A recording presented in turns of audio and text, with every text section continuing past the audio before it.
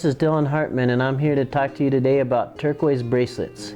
So we're just going to talk about a couple different types and just show you some different examples. We'll try to keep it kind of short. So we'll start with some old turquoise bracelets, and what we're going to start with here is some old Navajo bracelets. Okay, so let's start with a early single stone bracelet. Okay, here's a really neat bracelet by Mark Chi, and this particular bracelet features a killer piece of spider web number 8 turquoise. And I mean, this is just one of the most spectacular spiderweb stones that most people will ever see. And especially look at the size of this thing. But anyways, this is an old Navajo style bracelet, and you can see, you know, it's made out of a big sheet of silver, and it's all been stamped in here. And then this artist went ahead and they added some repoussé little buttons, or whatever you want to call these, fluted buttons. And then it has a handmade bezel, which is actually cut to the dome of the stone. All right, so this is one type of turquoise bracelet, and you know, lately I haven't seen too many of these type of big cuff bracelets, but they were real popular at one point. But it's a real lot to wear if you can see. I mean, you better really like jewelry, because this is a statement piece. Okay, so then we'll go into the next type of Navajo style bracelet. This is a little bit more common type of Navajo bracelet. The stone is very uncommon. This is just an absolutely stunning piece of spiderweb turquoise, and I believe this piece here is from the Morenci turquoise mine. Okay, actually I'm wrong. This is a piece of Godber. I'm sorry, this is out of my dad's personal collection, and I forgot about that. But anyways, this piece here is kind of more what probably most people are used to seeing as a turquoise bracelet. And basically what it is it's a cabochon of turquoise that's been bezel set, and then it's been placed on top of a multi-wire frame. And this kind of frame is really nice to wear when you're wearing a bracelet, because it's airy, and as you can see, the air can get to your skin and you're not going to sweat underneath this type of, as opposed to this first bracelet I showed you. You know, there's a lot of metal against your skin, and during a hot summer day or something like that, moisture can build up there, and it's not as comfortable as a bracelet as this type of airy wire bracelet frame. And that again depends on your opinion, you know, of what you like. I have both type of bracelets in my personal collection, and I wear them both. It just depends on how I feel that day, you know. Anyways, on top of that wire is set this stone, bezel set cabochon, and then to each side the artist has taken and they've done, you know, their idea to make this bracelet one of a kind, you know, to make it not just another bracelet. So what they did is they took and they did some fluted beads, and then they did some little wire designs and some raindrop designs. Okay, again, this is a real classic Navajo style bracelet, and this was taught to the original Navajo artist that started making jewelry in the 1860s, and I'm going to butcher his name, so I'm not going to say it, but you can go ahead and look on Durango Silver. It's about Navajo jewelry, and you'll see him in their Artisani. I probably said his name wrong, but anyways, this was taught to him by Spanish conquistadors, and they also make this type of bracelet in Spain. Okay, the next type of Navajo bracelet here, another classic that everybody thinks of when they think of turquoise bracelets. This is a cluster bracelet, and this is a very old cluster bracelet, but you'll see all kind of variations on this type of turquoise bracelet. And nowadays people like to mix turquoise with spiny oyster, coral, sugilite, you know, all kind of bright colored stones to make it a multicolor row bracelet. Okay, now I'm going to go into, this is a really unique, hard to find Navajo bracelet. This is actually an antique Navajo bracelet, and this bracelet was made out of an ingot, okay, which means it was made out of old solid silver or silver composite coins melted into a tufa stone, which the artist would, rather than make this design, they'd make a little rectangular pocket, and they'd melt all that silver into that pocket. Once it cooled, they'd dump it out, and they'd hammer it and hammer it and hammer it into sheet. And when they hammered that, after they got done hammering that sheet, you know, they'd cut it, bend it, stamp it like this here, and do whatever they were going to do with that piece of ingot. But that's what's called an ingot bracelet. Some people I noticed on the internet will sell bracelets that are obviously not made out of an ingot. They call them ingot bracelets, and what they're referring to is ingot style.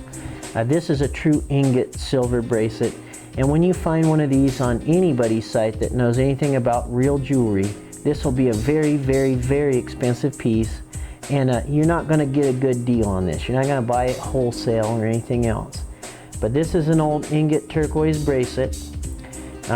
Again, this is one of the rarer forms of a turquoise bracelet. Yeah, pretty neat. You can see how thick this thing is. I mean, so this was a big, you know, this Native American gentleman or woman, probably a gentleman, must have collected this silver over a long period of time. Okay, now here's another type. Well, excuse me, let me start with a different one. Sorry. Here's another piece that is in our family collection that we consider to be one of our most valuable pieces and favorite pieces that we have. This is a Navajo cluster bracelet, and this bracelet here has a cluster of absolutely dynamite old Godber Burnham turquoise. And this kind of Godber Burnham turquoise I have personally not seen in any time in my life for sale. Now they're calling turquoise from this mine Dry Creek, okay? But this kind of old Godber Burnham is just unattainable. And this type of old, this piece here is very, very old. It's a pre-1940s piece. This piece here, you know, you didn't find this kind of craftsmanship back then. So this was a really skilled artist.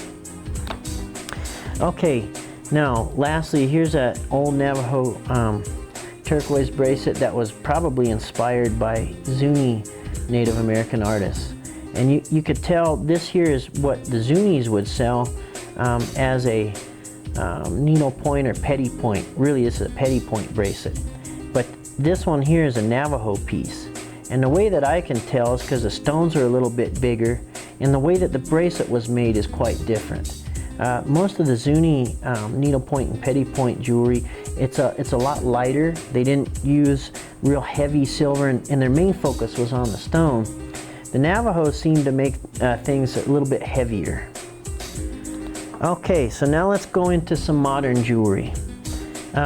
We'll stick with the Navajo theme here, and so let me show you a modern take on a classic Navajo bracelet. Okay, here's a modern Navajo bracelet. And this bracelet here features a beautiful green turquoise stone. This is from the Manassas Turquoise Mine in Colorado. And you can see it's the same kind of idea with the wire. And then the stamp work, beading, and then this one here is a two-prong shank. So it makes it kind of a more petite, dainty bracelet. Here's a modern take on a classic bracelet. And this one here was actually made to look old, but it's modern, okay? And this one here features a nice piece of gel sugilite, which is extremely rare. All right, now here's a 3-stone Navajo bracelet. And this is kind of an ingot style bracelet, but it's a modern made piece, okay? And this one features some really beautiful matched Bisbee turquoise stones. Okay, here's a piece that we made in-house here. And this is a composite of our life journeys. So this features some Navajo style silver work. You can see the 3-prong shank with the cable or rope braiding down the center, you know, and it's kind of a Navajo style bracelet. But then what we've done is we've taken and we've put this Victorian style silver work on top of the Navajo style looking frame, and this is what I call Victorian fusion. So it's got a kind of a Victorian look mixed with a Southwest or Native American look.